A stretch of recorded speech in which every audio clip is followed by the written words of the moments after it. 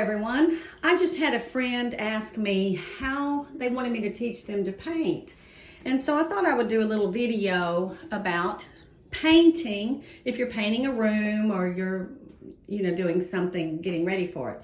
Now, first thing you have to do if you're going to paint is to repair any, like if you take pictures off of your wall and you have holes and you'll see all this spackling here. That's what a lot of it is. This was a chalk wall here and it had some places in it that I've had to spackle. Now, what I'm talking about with spackling, this here, it's called spackling, DAP Alex Plus Spackling, professional strength, and there's different kinds.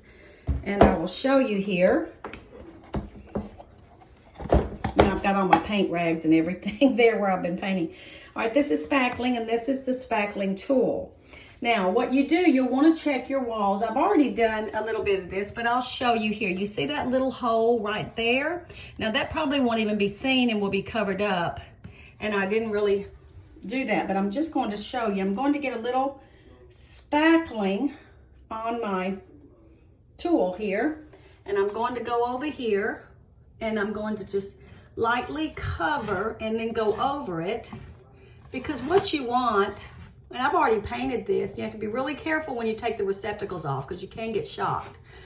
Sometimes I don't take the receptacles off. My husband took it off for me this time. So you want to get it just a nice even tone there, and I've still got some ridges. I'll just come back because you have to sand those when you're done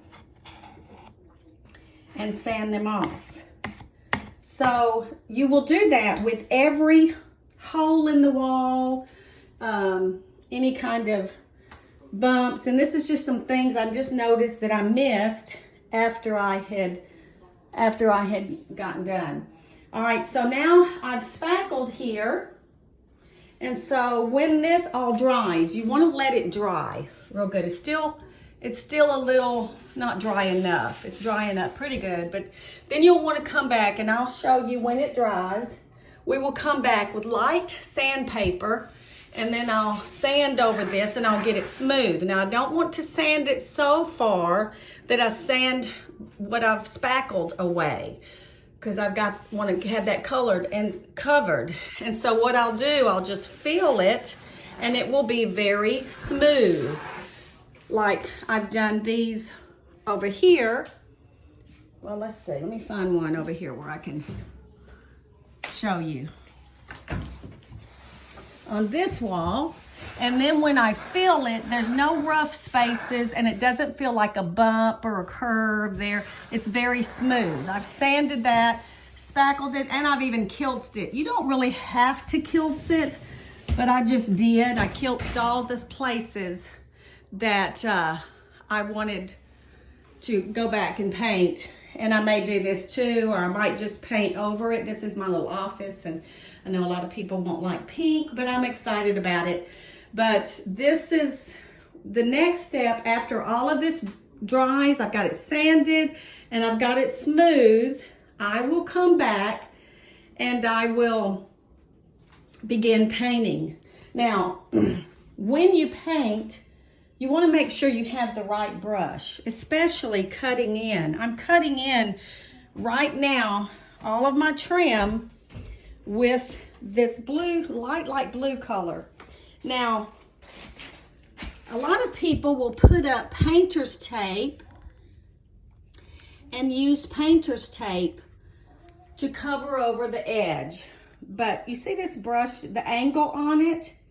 You want to get a good brush that has a good angle on it so that when you paint, you can just go right along the edge, and that's what I do. For instance, right here, I don't want to get blue up here on the side. So what I'm going to do is just get my brush right up against it and then just come down. Just come down with my blue.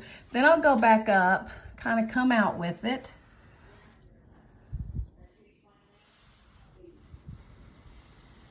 To get it And I just kind of go back and forth just so I can get a good even texture on it. And you see how that is right there, right up against the edge. It's not on the edge. Some people don't do it this way. Some people like to get a light painter's tape and just tape all of the edge right here up with the painter's tape and then paint. I don't do that because I make a greater mess doing that. So it's just according to what you like, according to what you can do. I just like to do this. And what happens if sometimes I get paint on the edge, all I do is get me a little piece of paper towel and I'll just go back and I'll just wipe it off with the paper towel and then start over. And then now that when I get this, then I just go back and I'll go all the way down to the floor with that. Now, and I might have to come back and do a second coat over this, but I won't have to get as close. I can just come out here and do it because I've already got the trim done there. So it's really not hard. It's just getting the right brush is the main thing, and then using your angle on your brush so that when you do go, the angle is set, and you can kind of squeeze that brush where it just comes right down close to the wall. So once you get that, then you can get the roller and you can start rolling your wall. I painted the pink room because it was with a brush because it's such small space. Now this big wall, I could really roll it, but what I'm going to do is just start at the bottom I use this thick, straight brush here. And I'm going to start at the bottom, go all the way to the top, and then come back all the way to the bottom. Because, earlier for the first coat, I just went halfway, and you see what it does when you just go halfway. It still needs another coat, but then this starts to dry, and it doesn't do as well. That's why a roller would be better. But I'm just going to start from the bottom, go up to the top, come back down, and then do this whole wall. After I come back and sand this smooth, not so much, I'll just get a very, very light sandpaper. Fine, just get a fine sandpaper and come back to sand all of these places. And then you're ready to go. You're ready to paint it because I've already got everything done. It was just some last minute things that after I got through, I said, oh, I didn't get everything done. So I'm coming back because I want a nice finish on the wall without any holes. And this right here under this receptacle, this had a big, you can see that hump right there. I'm going to have to come back after this dries and I sand it and spackle it again because I want it smooth. I don't want that hump there. So when it covers over with paint, it won't have a hump. Like right here, you can see there's a nail hole that was missing, or that we missed. So I'm gonna get the spackling here and go up and just get this nail hole, and look at there.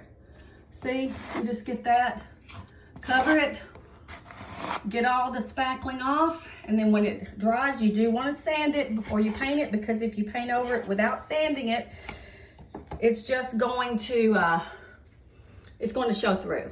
So you want to sand it, and then when you do sand it, it'll just be, and you want to clean up, because when you sand it, all of the, what falls off from it will be down underneath, and if you're painting underneath there, you'll want to sweep that off or dust it off, whatever, so that you won't be coming back with your paintbrush and get all kinds of stuff on it.